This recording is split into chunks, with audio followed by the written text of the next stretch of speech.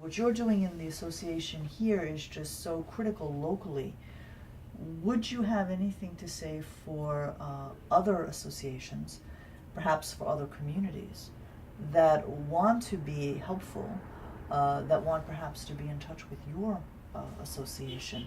How do you build these coalitions across different groups and make them powerful? Conversations, really.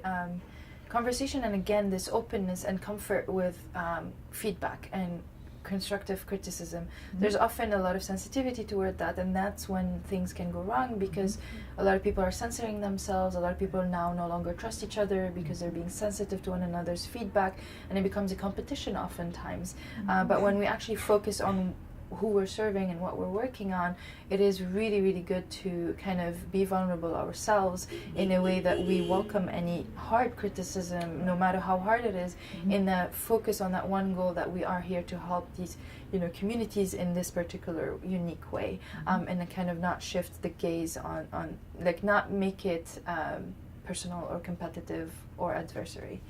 Indeed, it's not personal. It's more, how can we help each other, How help can we, others? Yeah, I mean, that's the main thing I struggle with here. It's like there's a lot of competition over funding, and it's sad to see that there's that can stand in the way of collaboration. But the way I think of things is, I really encourage others to kind of do things differently, in the sense that, like how we have, I call here like a village, right? It's village style.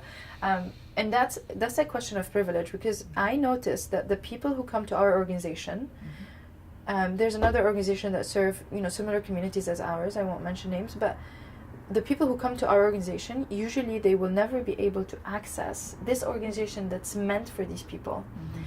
Why? Because they have this kind of Western American standards of things, which is having ID when you check in with security, which is kind of scheduling an appointment and showing up on the appointment on time.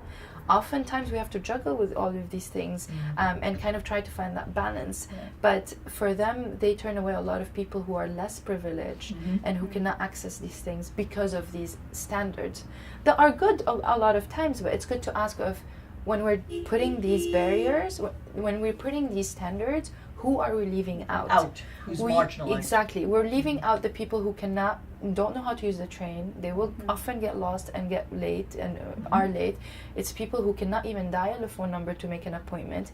It's people who are undocumented and are scared to show up and see a security figure in front of you in the office space, that it will be intimidating. And often a lot of organizations are in business buildings where there are intimidating security forces in the underground. So like little things that make it feel like it's not like a safe space, and that way it prevents them to access these services.